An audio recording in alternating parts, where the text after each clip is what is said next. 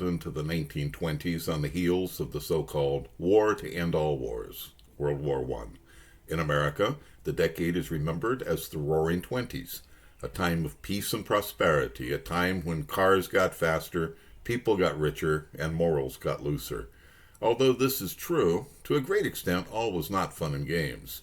The 20s also brought the violence of gang warfare, a massive resurgence of the Ku Klux Klan and its hatred of blacks, Jews, and Catholics, and a widespread fear of communism that led to government raids, mass deportations, and infringement of rights and liberties. In this episode of Back in the Day, we will examine the culture and trends of the 20s, and how events shaped that culture and influenced the lives and lifestyles of Americans. One of the biggest influences on the culture of the time was the enactment and enforcement of the 18th Amendment, which banned the production, sale, and transportation of alcoholic beverages in the United States. It was the result of a decades-long effort by organizations such as the American Temperance Society, the Anti-Saloon League, and the Women's Christian Temperance Union to stamp out liquor and the evil it brought to American society. Individual activists like Carrie Nation, who led attacks on bars and saloons armed with a hatchet, gained widespread notice, fame, and infamy as the temperance movement gained popularity in the first 2 decades of the 20th century. After passage of the amendment by Congress and ratification by the required number of states, Prohibition became the law of the land on the 17th of January, 1920. Although Prohibition was later seen as a failure and ultimately repealed, it had the widespread support of many Americans, at least during the early years. The Volstead Act, passed by Congress to define and enforce the amendment, prohibited the sale, manufacture, or transportation of beverages containing more than 0.5% alcohol, but there were a few loopholes that could be exploited. For example, doctors could prescribe alcoholic beverages for medicinal purposes, written for a variety of ailments such as anxiety, depression, pain control. It enabled patients to purchase up to a pint of liquor every 10 days. Many physicians made quite a business of dealing in these valued scraps of paper. Even Winston Churchill got in on it. After being struck by a car on a New York street, the future prime minister was prescribed an indefinite amount of alcohol to aid in his recovery. An exception was also made for sacramental wine used in religious services. Not surprisingly, many congregations soon saw an uptick in membership. Prohibition made it profitable to deal in illegal liquor. Although Canada enforced prohibition briefly at the end of World War I, it had largely been repealed by the time it was enacted in the U.S. Our northern neighbor became an attractive source of alcohol, both legal and illegal. Most of the Canadian hooch entered the U.S. at Detroit. These unfortunate bootleggers tried to cross the frozen Detroit River from Windsor. Mention of Prohibition also brings to mind organized crime syndicates led by infamous characters such as Al Capone in Chicago and Lucky Luciano in New York. Their gangs monopolized the illegal alcohol trade in their claimed territories and tolerated no competition in their pursuit of profit. The violent turf wars that followed left many bloody corpses in their wake. The most famous of these battles is perhaps the St. Valentine's Day Massacre. On the 14th of February, 1929, 7 members of Bugs Moran's North Side Gang were gunned down. A popular and fondly remembered icon of the Roaring Twenties is the Speakeasy, or Blind Pig. These illegal establishments served not only alcohol, but also food, and many featured live entertainment. In other words, there was very little difference between a typical speakeasy and a bar or restaurant either before or after Prohibition.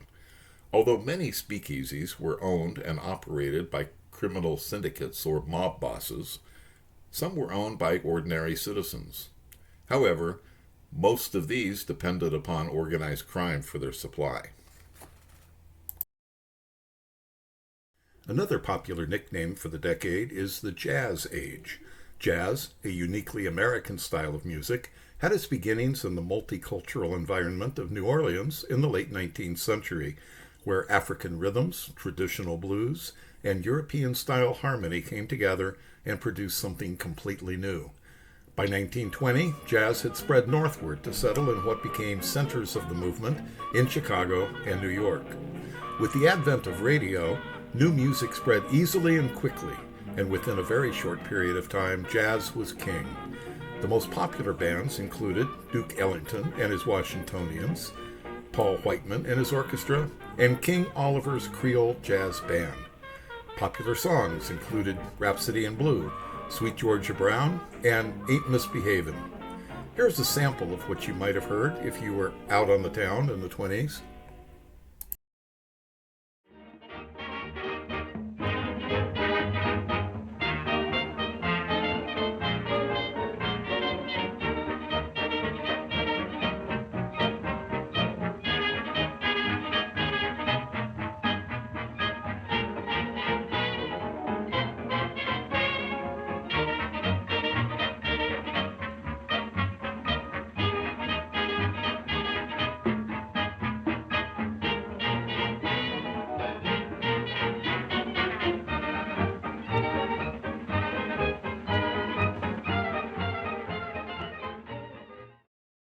Fashion in the 20s featured a more relaxed style for both men and women.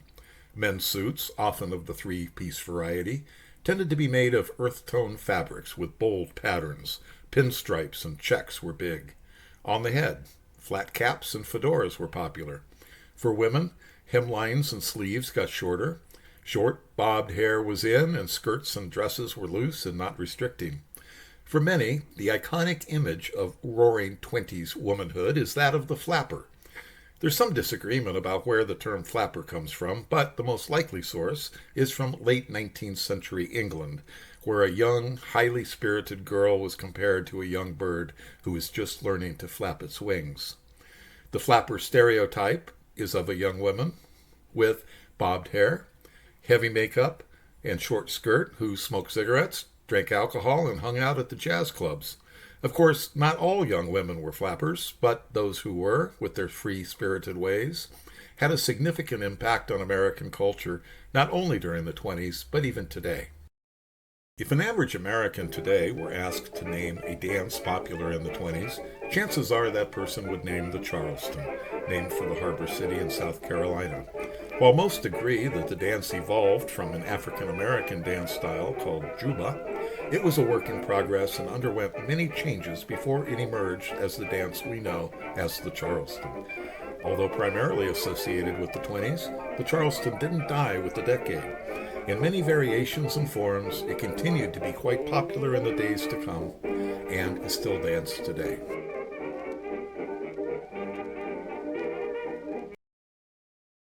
In the 20s, the motion picture industry came into its own. Before World War I, moving pictures were considered a novelty. By the end of the 20s, advanced techniques, special effects, and synchronized sound made the motion picture a polished art form and the most popular form of entertainment. By 1929, more than 90 million people were going to the movies every week. Comedies were very popular at the time. Comic geniuses such as Harold Lloyd and Buster Keaton kept Americans laughing through dozens of feature films. Lloyd began his career playing juvenile roles for Edison's Film Company before landing a job making movies for Hal Roach, later famous for his Our Gang comedies. Lloyd created a character called Lonesome Luke. These 1 and 2 reel comedies were very popular and brought both Lloyd and his character much public notice. By 1917, he grew tired of the Luke character and wanted to do something new. Although he had perfect eyesight, he donned a pair of glasses and created what became an icon of his career and of his life, the glass character. The spectacles gave Harold an ordinary, everyman appearance, a character ordinary people could relate to. His 1923 release, Safety Last, is a showcase of Harold Lloyd's talent and includes one of the most memorable scenes from the silent film era. Buster Keaton, another giant of the 1920s comedy scene, was also known for his flawless physical humor and stunts. Beginning with the 2-reel film 1 Week in 1920 and continuing through the decade to Steamboat Bill Jr. in 1928, Keaton consistently brought crowds to theaters across the nation. Keaton was particularly known for his very stoic expression while performing, resulting in his nickname, the Great Stone Face. Keaton's career faded somewhat in the 1930s and beyond, although his fame and reputation never died. Americans got more stuff in the 20s. New and improved consumer goods such as radio sets, refrigerators, washing machines, and vacuum cleaners hit the market. Due to mass production and the introduction of installment credit, you didn't have to be rich to buy these modern marvels, just $10 down and $10 a week. Don't wait. Put this new radio in your living room today. There were a lot more cars to choose from as well. From budget-priced Fords to top-of-the-line luxury models, there was a car for everyone. Like any era, the Roaring Twenties had its share of fads. One of the strangest was pole sitting. Dedicated and committed sitters would spend days and even weeks sitting atop a pole far above the ground. The most famous of these adventurers was Alvin Shipwreck Kelly. Some say he invented the fad in 1924 by spending more than 13 hours in the air. His last record, set in 1929, saw the determined Kelly spend 49 days on his pole. Another fad of the day was the dance marathon. In this sport, couples competed to see who could dance the longest. Although most of these dance-a-thons were over in less than 30 hours, some went on for days. Some might say that the marathons went too far. There were many reports of severe health issues, including physical exhaustion, dehydration, and even a few heart attacks. Another fad that perhaps went too far was the crossword craze. Although crossword puzzles had been around since 1913, the publication of a puzzle book in 1924 set off a massive crossword mania. Soon, it seemed that everyone was addicted to the puzzles. In fact, it was reported that couples were divorced because of it. Libraries had to limit the amount of time dictionaries were available to patrons because of the high demand. It is said that all things, both good and bad, must end.